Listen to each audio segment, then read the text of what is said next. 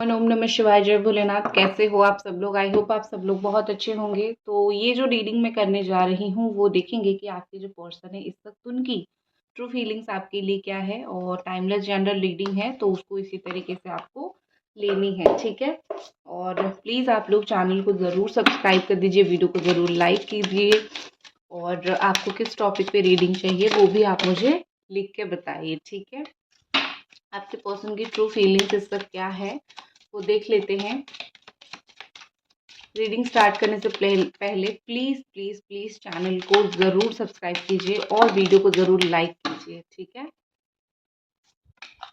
Okay जी।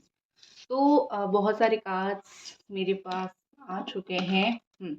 Important numbers बता देती हूँ। 1, 3, 9,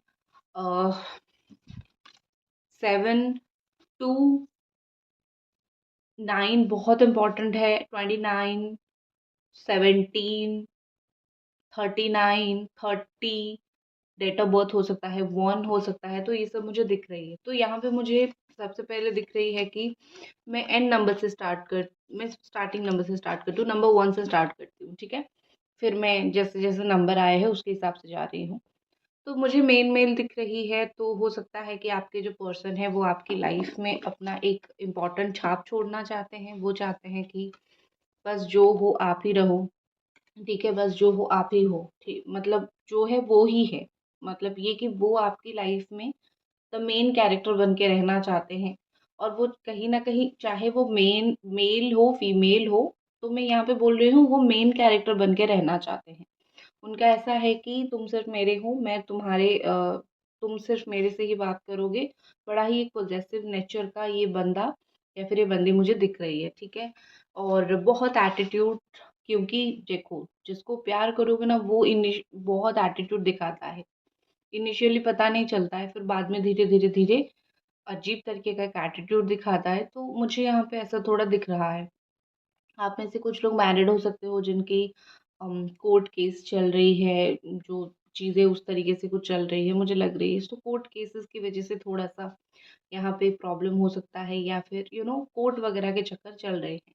ऐसा लग रहा है कि आपके पार्टनर ऐसी सिचुएशन में है जहाँ पे ना, मतलब वो निकल नहीं पा रहे हैं। उनको मन तो है आपसे बात करें, या फिर उनको मन तो है वो आपको कुछ चीज़ें बोले, लेकिन वो कुछ ऐसे सिचुएशन में फँस चुके हैं जहाँ पे वो कहीं न कहीं कुछ नहीं बोल पा रहे हैं, जहाँ पे कहीं न कहीं उनके लिए चीज़ें बहुत डिफ़िकल्ट हो रही है। कहीं न कहीं उनको चीज़ें ऐसी लग रही है कि मैं क्या करूँ, मुझे समझ नहीं आ रही है, ठीक है।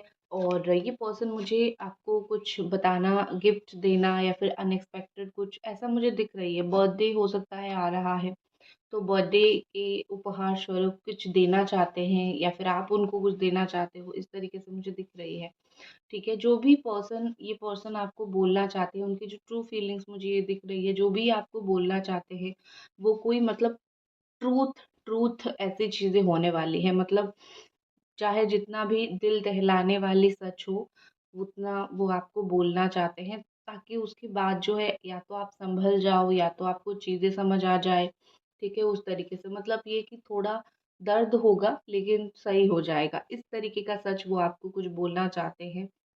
और ऐसा लग रहा है कि आपके जो पार्टनर है वो अपना चेहरा आपको दिखा नहीं पा रहे हैं, सिर्फ थोड़ा-थोड़ा करके अपना थोड़ा-सा पोस्ट शेयर कर लिया, थोड़ा-सा कुछ शो कर दिया। मतलब आपको जैसे ना चीज़ें थोड़ी-सी दिखेंगी, आपको पूरी तरीके से पता नहीं चलेगा कि इनके लाइफ में चल क्या रहा है, आपको थोड़ी-सी चीज़ें दिखेगी। गाइज़ प्लीज़, अगर आप देख रहे हो तो वीडियो को लाइक कर दीजिए और एक कुछ भी कमेंट ज़रूर कीजिए, कम से कम रीडिंग को क्लेम ज़रूर कीजिए, ठीक है? और यहाँ पे ऐसा लग रहा है कि उसके बाद अगर मैं नंबर 30 देखूँ तो मुझे लग रहा है कि आप दोनों ना कोई कॉमन फ्रेंड के पास जाते हो, या फिर एक ही जगह पे जाते हो अपना दुःख बाँटने, या फिर एक ही तरीके से सिचुएशन होता है, एक ही जगह पे अपना दुःख बाँटते हो। तो मुझे कहीं न कहीं लग रहा है कि ये सिचुएशन ऐसा हो गया है कि अपना दुःख वग़ैरह बाँटते हो, और वो जो वहाँ पे जो समझाने के लिए बैठा है, आपको आपकी तरह समझाता है, उनको उनकी तरह समझाता है, ठीक है? लेकिन कम्युनिकेशन नहीं हो पा रही है। अगर पूरी तरीके से आपका दुनिया अलग है, एक ही जगह पे दुःख नहीं बाँटते हो, लेकिन मुझे लग रहा है कहीं न कहीं आप दोनों सेम लेवल पे हो, ठीक है? जो दुःख आपको हो रही है, जो तकलीफ़ आपको हो रही है, बुरा उनको भी लग रहा है। मतलब कहीं न कहीं सेम मुझे चीज़ दिख रही है। यहाँ पे ऐसा लग रहा है कि आप दोनों का कास्ट डिफरेंस हो सकता है या फिर फैमिली गैप हो सकती है एंड अदरवाइज़ थोड़ा-सा मुझे वो चीज़ दिख रही है कि अ, फाइनेंशियली ऊपर-नीचे का वो सिचुएशन मुझे दिख रहा है। तो कहीं न कहीं यहाँ पे मुझे लग रहा है कि आपके जो पार्टनर हैं और आप जो हो सोसाइटी की वजह से भी एक तरीके की अलग हो रहे हो, ठीक है? मतलब आप दोनों का तो मन नहीं है लेकिन कभी-कभी होता है कि सिचुएशन ऐसी हो जाती है। कास्ट डिफरेंस हो, फैमिली डिफरेंस हो, रिलीजन डिफरेंस हो या फिर अकड़ दिखाना हो, मतलब अलग-अलग सोच की वजह से आप दोनों अलग हो रहे हो, ये सिचुएशन भी हो रही है। ऐसा लग रहा है कि हमेशा ये जो है आप उनको महँगे गिफ्ट्स दिया करते थे या फिर महँगा गिफ्ट्स का यहाँ पे है, वो आपको देते थे या फिर आप उनको देते थे। और एक चीज़ मुझे लग रही है कि आपके पार्टनर हर एक चीज़ को इन्होंने समझा लेकिन एक वो इमोशंस जो होता है ना, एक इमोशन ज जब आप किसी को प्यार करते हो तो उसके उस आपको कुछ चाहिए नहीं उससे। वो सिर्फ़ आपके पास बैठे, आप उसके कंधे पे सर रखो, अपना दुःख बताओ, अपना सुख बताओ, अपनी बातें बताओ, दैट्स इट। वही बहुत होता है, ठीक है? कोई ज़रूरत नहीं है कि आपको जो है गिफ्ट चाहिए या फिर मुझे ये चाहिए, अच्छा महसूस करवाओ, नो। हमेशा यही होता है कि तुम मेरा दुःख-सुख समझो, अच्छा-बुरा सुनो, वही मेरे लिए बहुत है। अच्छे से बात करो, रिस्पेक्ट करो, बिहेव करो अच्छे से एंड दैट्स इट।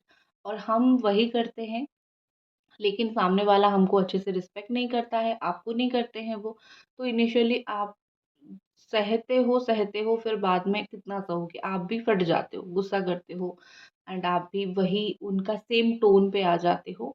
तो मुझे लग रहा है कि ये पर्सन के पास सब कुछ होने के बावजूद जो चीज़ उन्होंने आपको नहीं दिया दैट इज़ इमोशनल सपोर्ट या फिर एक मेंटल सपोर्ट मैं बोल सकती हूँ या फिर मैं बोल सकती हूँ कि एक एटीट्यूड रहा उनके अंदर, एक समझ नहीं पाए आपको, ठीक है? नासमझी मैं बोल सकती हूँ, जो आपको चाहिए था, ठीक है? मतलब मुझे तुम्हारा साथ चाहिए, सब कुछ मिल रहा है, साथ ही नहीं मिल रहा है।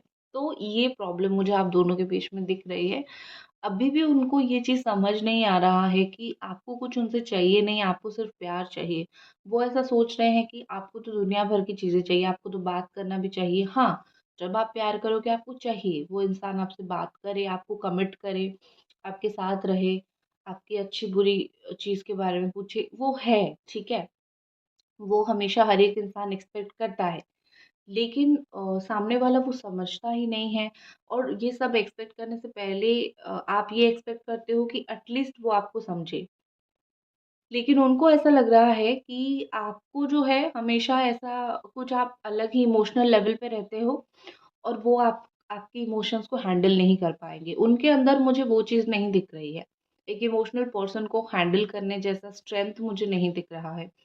और आप जैसे इमोशनल पर्सन को हैंडल करना कोई मुश्किल बात नहीं है, सिर्फ़ पास में आके बैठ जाओ, वो ही बहुत होता है। वो ज़्यादा बुरा नहीं होता है, वही बहुत होता है, ठीक है?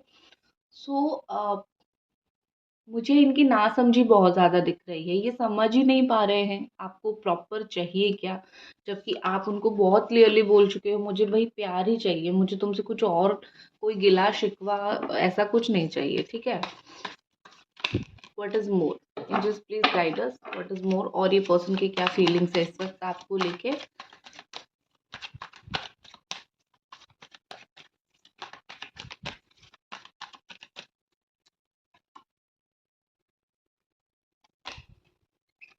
ओके, एक कार्ड आपके लिए 1 एंड 2 ठीक है।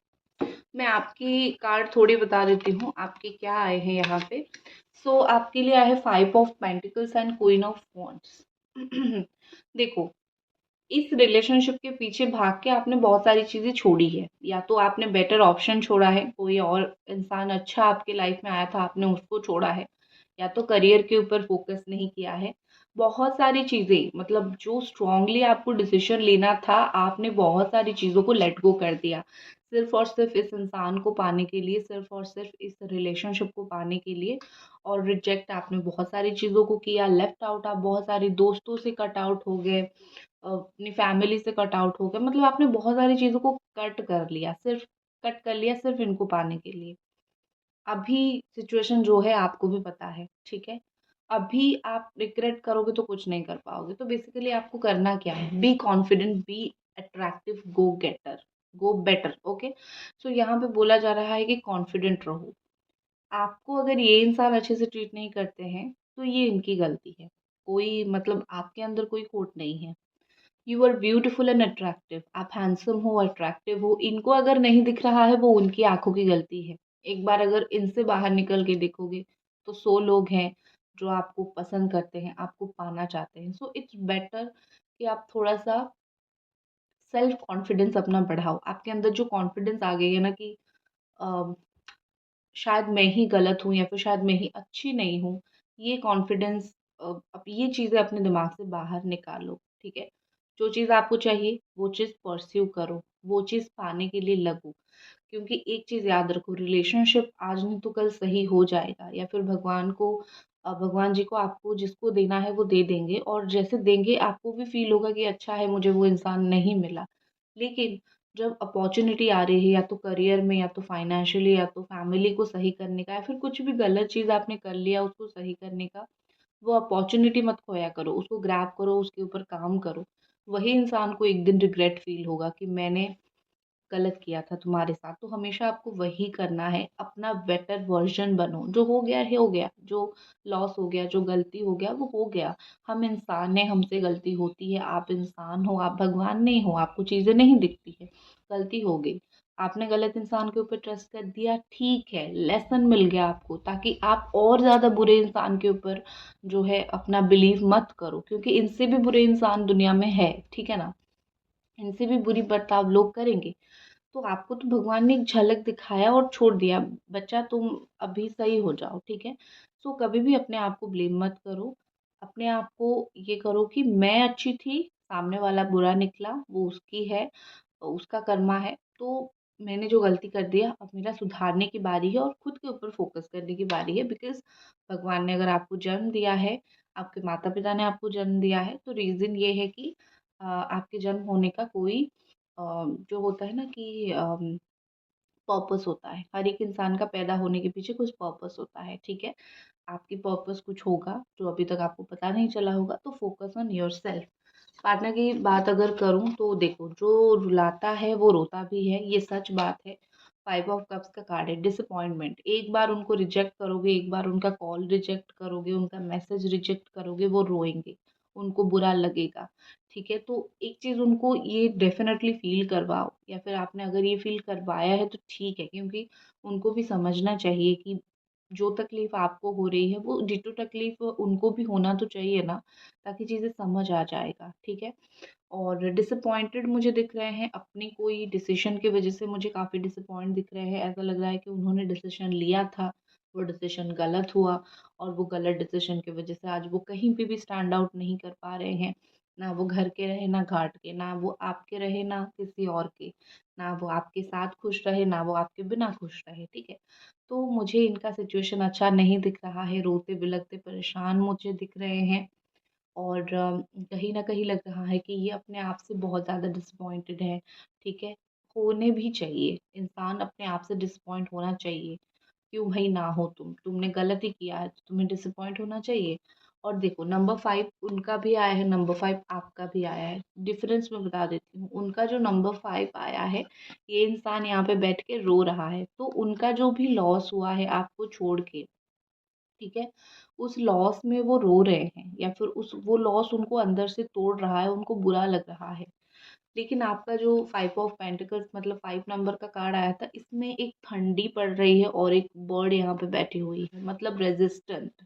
मतलब ये कि कुछ भी सिचुएशन आ जाए, बिल्कुल स्ट्रॉन्गली बैठना। तो ये फ़र्क है आप दोनों के बीच में। भगवान ने इस तरीके से आप दोनों को बनाया है। उनको थोड़ा-सा तकलीफ़ वो तकलीफ़ देते हैं, लेकिन जब उनको थोड़ी-सी तकलीफ़ होती है, वो रो पड़ते हैं। लेकिन आपको जब तकलीफ़ होती है, आप स्ट्रेंथ रख के खड़े होते हो।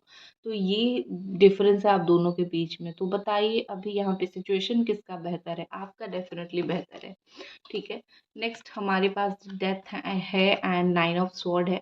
मुझे लग रहा है कि डेफ़िनेटली आपके पर्सन को एक ट्रॉमा आ रही है, क्योंकि डेथ का कार्ड है, कुछ ना कुछ ट्रांसफ़ॉर्मेशन, कुछ ना कुछ एंड हो रही है, कुछ नेगेटिविटी रिलीज़ हो सकता है, कुछ भी उनके लाइफ से कुछ लोग निकल रहे हैं या फिर उनके कुछ डिसीजन गलत हुए हैं, तो उनकी लाइफ से कुछ चीज़ें ख़त्म हो रही है, एंड हो रही है, जा रही है, जिस चीज़ की वजह से उनको बड़ा ही एंग्जाइटी हो रही है, स्लीपलेस नाइट्स, रात को नींद नहीं आती है, काफ़ी परेशान रहते हैं, ठीक है। तो बेसिकली मुझे इनकी एनर्जी काफ़ी परेशान परेशान से दिख रही है। आपके पार्टनर को रात को ही ज़्यादा आपको कॉल करने का मन करता है, ठीक है? रात को ही कॉल करते हैं क्योंकि रात को ही उनको आपको सपोर्ट चाहिए, आपका सपोर्ट चाहिए कि आप उनको सपोर्ट करो, ठीक है? इस तरीके से मुझे दिख रही है। ये इमोशनल है, आपको नहीं दिखाते हैं या फिर दुनिया को नहीं दिखाते हैं, अकड़ू दिखाते हैं, बट काफ़ी हद तक मुझे इमोशनल वो दिख रहे हैं, ठीक है? एक्शन देख लेते हैं आपके पर्सन का। नेक्स्ट एक्शन,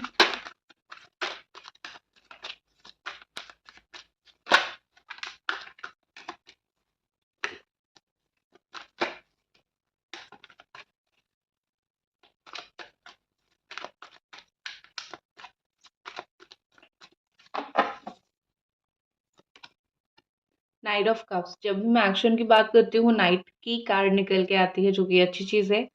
सो मुझे यहाँ पे लग रही है कि रोमांटिक प्रपोजल वो डेफिनेटली कुछ आपको देने वाले हैं, और रोमांटिकली कुछ बात करने वाले हैं, आपसे बात करना चाहते हैं रोमांटिक वे में। इनको ऐसा लग रहा है कि वो इतने चार्मिंग एंड ब्यूटीफुल है कि इनको मतलब हर एक इंसान मौका दे देगा, ठीक है? कि मुझसे बात करो, आप भी मौका दे दोगे कि बात करो, ठीक है? मतलब ये बड़ा खुद को वो ब्यूटीफुल सा इंसान समझते हैं, ठीक है? सो ठीक है, उनको समझने दो। उनके इंसान का कर्म से ही डिसाइड होता है वो इंसान कैसा है, शक्ल से तो डिसाइड नहीं होता है ना।